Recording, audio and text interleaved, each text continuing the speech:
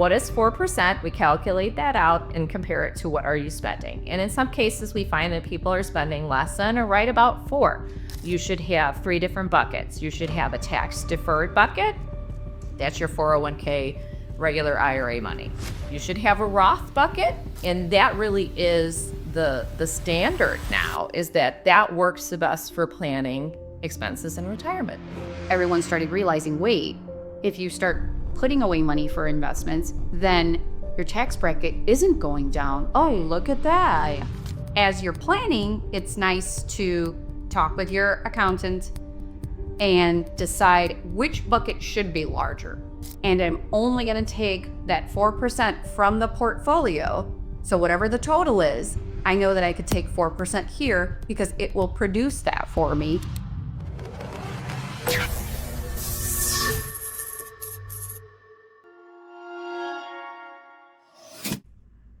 Hello and welcome to Express Yourself Podcast. I'm your host, Vanessa Martinez. And I'm Lauren Genuardi. And we're coming today with some questions that have come in from our viewers and listeners. Today's question is the 4% rule still in effect? Does it work for us? So I'm going to hand this one to you, Laura. Okay. Yes, I will say it's still a part of planning. Whether or not your planner calls it that is another area entirely. I've seen it called different things. I think it traditionally, especially when I was kind of growing up in this industry, and I'm sure you heard the same thing, it was really the rule of thumb, is how do we look at the spending levels, and are we spending too much? Are we spending too little? Because that becomes a concern for people, different concerns. And so I would say, how I always looked at this was really, what are you spending? And that's usually a hard thing to get from people, because myself included, I don't like to look at that number. But really, what are you spending? Quantify that. What are the pot? What is the asset inside this pot? What are our totals? What is 4%? We calculate that out and compare it to what are you spending. And in some cases, we find that people are spending less than or right about 4. It's actually fairly typical, I will say, that I saw clients spending around the 4% rule. Sometimes you do have big spending years. I will say somebody's buying a house or you're doing a move into a retirement community. Sometimes you have years that are outsized. But traditionally, from a planning perspective, if every year is a 20% spend, then we have a problem. We are overspending and we need to rework that. But I think it's a great guideline. And again, keeping in mind that life happens and all sorts of things happen and we can be flexible, and a plan is just a plan. It's a piece of paper, right? So things come and go and change across time. However, it's good to make sure we're not overspending, especially too early in the plan. It's a different situation if you were in your 90s versus if you're in your 40s and you're spending 15% a year. So we really want to keep a finger on the pulse of what is our spending and also how do we plan for it.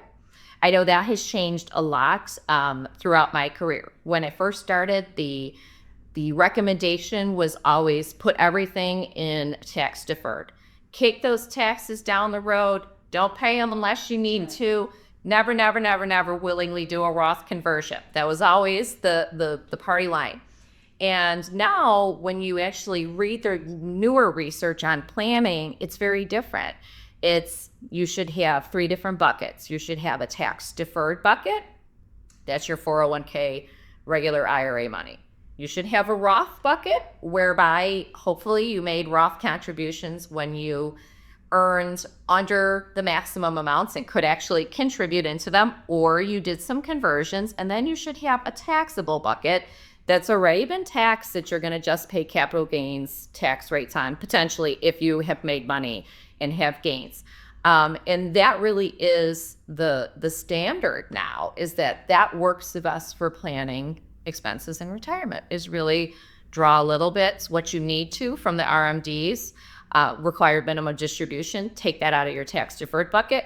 You have some Roth money, so you can touch money and not have to pay more taxes on it. And then you have a bucket that you could get at and pay capital gains tax rates, which are typically lower than ordinary income tax rates. So I think it still is very much applicable. It's just looking at it from a bucket perspective now. Yeah, that one is so difficult because it's going to be dependent on your situation, right? Of course. And this is why I think in the past, like you said, it was always put your money away, don't pay any taxes. Mm-hmm. And that's why it was created. Right. That's why the IRA was created. Then everyone started realizing, wait, if you start putting away money for investments, then your tax bracket isn't going down. Oh, look at that. So this is why the Roth has now become so popular, because it's like, oh, wait, your tax bracket isn't going down. So you're going to continuously pay taxes. Right. And what becomes even more impactful is then you're older and now you can say, oh, I have $2 million or $3 million in my IRA. So I have $3 million. Well, you don't, because now you have to pay taxes. Mm-hmm. So that's not really money that you can count on. So that's why it is important to have multiple areas, buckets, where you have dollars placed, to have different streams where you can take from. As you're planning, it's nice to talk with your accountant and decide which bucket should be larger. Right. Overall, when it comes to the 4% rule, the nice part of this is that your allocation, which is just the assets that are invested in these buckets, can provide interest or dividend that will produce that income that you can take, and then you're not reducing the principal, right? Which is wonderful, right? If your goal is to then inherit to the next generation. The great part is that you might be collecting either Social Security or income from rental properties or outside revenue that you're collecting from other assets that you might have, other private equity or different alternative investments that you have. So if you're collecting that income and now you only need that 4% income that's being produced from your portfolio, you're just doing that collection to meet whatever goal you have. Right. So that's the idea, to have that financial plan that Lauren's talking about, that then you can say, okay, perfect. I know that I spend XYZ a year, mm-hmm. and I'm only going to take that 4% from the portfolio. So whatever the total is, I know that I could take 4% here because it will produce that for me between the interest and the dividend. And that's the total that I'm taking home to complete my monthly expenses. Right. So sounded like a lot. We did say a lot. But in the end, what we're getting at is, does the 4% rule work? Yes, it does. Are there multiple buckets that you need to place yourself in? Right. Yes, you do. Yes. But it is a personalized effort that you need to work with your advisor to make sure that your buckets are filled appropriately. And when you are ready for retirement and you are ready to start building that plan for income distribution, that you have those buckets aligned appropriately to take from the right ones, because it's not just take from anywhere, right? Take from the right ones that have the right strategy for you to reduce as much as you can, talking to your accountant, in taxes. So it's really important to make that best decision. Right.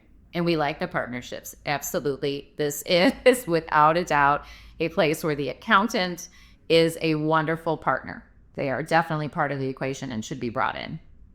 So rule is still alive. Thank you for sending in your questions. Thank you.